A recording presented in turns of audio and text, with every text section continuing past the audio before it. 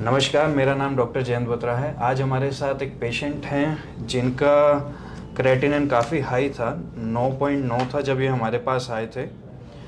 Patient को allopathic doctor ने बता दिया था कि आप घर मत जाओ, डायरेक्ट डायलिसिस कराने चले जाओ।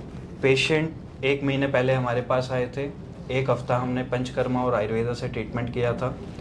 आज 1 महीने के बाद हमारे पास पेशेंट फिर से आए हैं। पेशेंट से हम बात करते हैं पहले और अब में इनको क्या डिफरेंस मिला है। मेडिकली अगर मैं एक बात करूं तो जैसा कि आप देख पा रहे हैं कि 2 तारीख की इनकी रिपोर्ट थी। इसमें हीमोग्लोबिन इनका 10.3 था, क्रेटिनिन 9.9 था, जीएफआर इनका 6 था।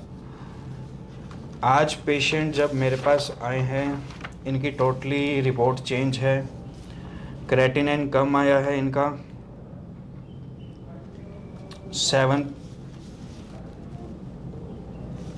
7 तारीख की रिपोर्ट में इनका क्रेटिनिन है 8.84, पहले से कम हो गया था जब पेशेंट यहाँ पे भर्ती थे।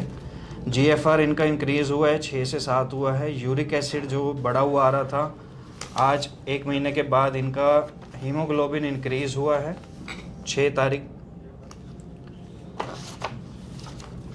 जीएफआर भी इंक्रीज़ हुआ है, जो इनका 6-7 था आज 9 पे है।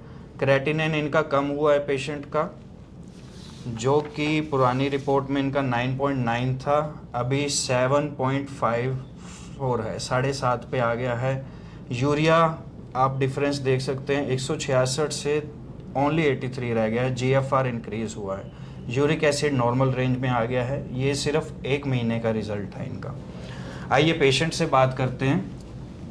नमस्कार जी। पहले आपको क्या क्या दिक्कत थी और अभी क्या सुधार है, थोड़ा दर्शकों को बताइए। 1 मंथ पहले सर मैंने टेस्ट कराया था 25 अप्रैल को जी। उस टाइम एलोपैथिक डॉक्टर ने मुझे बोल दिया था कि आप डायरेक्ट जाइए डायलिसिस के लिए किसी भी हॉस्पिटल में, आपको घर भी नहीं जाना है एटलीस्ट। तो मुझे इतना डरा दिया गया था। उसके बाद मैं 1 तारीख को यहाँ पे आया था। 1 तारीख को यहाँ पे हिम्स में एडमिट कर लिया गया था मुझे जयंत बत्रा की तरफ से। उसके बाद मैंने 1 वीक यहाँ पे इलाज कराया। 1 वीक के बाद मैंने 1 मंथ के लिए दवाइयाँ ली थी। अब 1 मंथ दवाई लेने के बाद ये मेरा रिजल्ट है जी। पेशेंट को पहले जब ये चलते फिरते थे या सीढ़ी चढ़ते थे, सांस लेने में दिक्कत होती थी।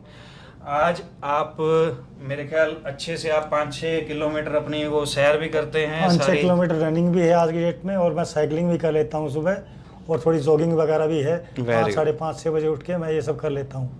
पेशेंट अभी अपनी नॉर्मल लाइफ जी रहा है। जैसा कि एलोपैथ में बता दिया जाता है कि किडनी के पेशेंट को डायलिसिस पे आना है और उसकी लाइफ पूरी हसल हो जाती है। बट आपके सामने ये रिज़ल्ट है आयुर्वेदा का कि 1 महीने में इनकी सारी रिपोर्ट्स नॉर्मल की तरफ जा रही हैं। पेशेंट को सिम्टोमेटिकली भी कोई इशू नहीं आ रहा है।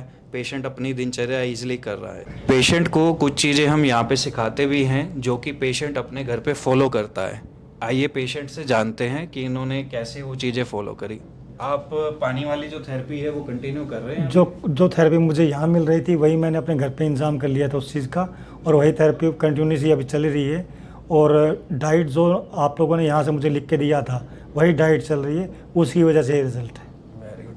और कितनी देर पानी में आप कितनी देर रहते हैं, कितनी देर करते हैं हॉट वाटर इमर्शन? ये करीबन आधा से पौना घंटा, 1 घंटा घर पे तो बैठ ही लेता हूँ जी। कितना टेम्परेचर रहता है? 42-40 के आसपास। Very good. आप लोगों से यही गुजारिश है, आयुर्वेद से जुड़े, अपने देश का नाम ऊंचा करें। धन्यवाद।